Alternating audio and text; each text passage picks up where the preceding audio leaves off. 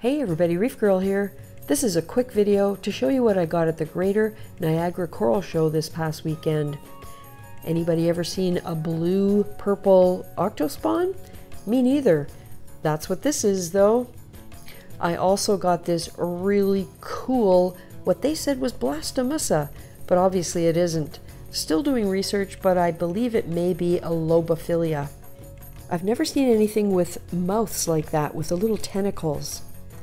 I'm floating these bags in mollywood, and I am using a filter. Picked myself up a cleaner shrimp, and it molted on the way home because there certainly weren't two in the bag when we left the show. And this is a gorgeous palithoa. You'll have to wait and see when it's open. Down here I've got a nice chalice. The filter makes the color look just a little washed out. It's got algae on it. I may have to try and pop it off that frag plug. Here are a couple of digitata, a red digitata and a pink one. Colors are quite intense. Again, a bit washed out with this filter. I also picked up a sunset montipora. This is a really nice specimen. And I'm finally able to replace the Setosa that I lost in not the last tank crash, but the one before that. Apparently these are Superman zoanthids. I don't know about the names.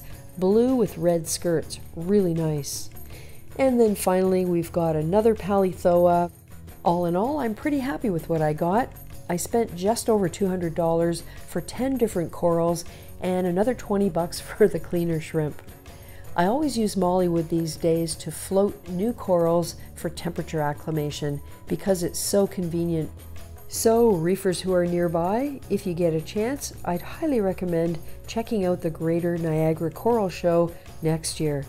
This year's was twice as big and twice as good as last year's, and there's no reason to think that next year's won't be even better. Coming up, I'll show you what they looked like the next day in both tanks. And by doing that, you'll also get a little bit of a sneak peek on what the big tank looks like after the crash.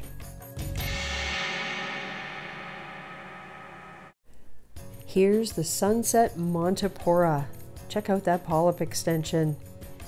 And the Setosa, also with nice polyp extension, lovely color. Here's that orange and green chalice.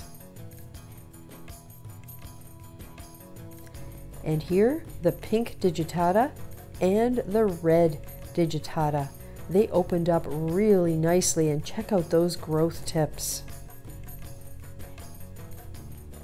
So there they all are on the frag rack in the big tank, ready to go. I've already got places picked out for all of them, and I also put the blue octospawn where I think it'll do really well. This is where the other octospawns were that I lost in the crash. The color's going to be interesting.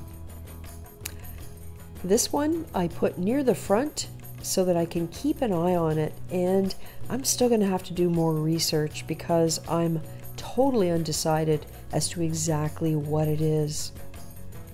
Overall, the tank has bounced back really nicely. It took several weeks, but what survived is now looking very, very good. Colors are good, tissue looks great. Yeah, I'm really excited to say I think we're back. I'm working on the video to explain everything that happened, and I'll tell you more. Over in mollywood, here are those quote-unquote Superman zoanthids, and guess what? The other two pallies had aptasia on them, so I've put them here nice and handy for the peppermint shrimp. Obviously, I did well at the coral vendors, and aside from coral vendors, there were also equipment vendors and lots of other interesting things, including speakers for the first time this year. So if you get a chance, I highly recommend you check it out next year. Aside from the great coral vendors, there were also great sponsors. I won 5 raffle prizes. My nickname should be Dave.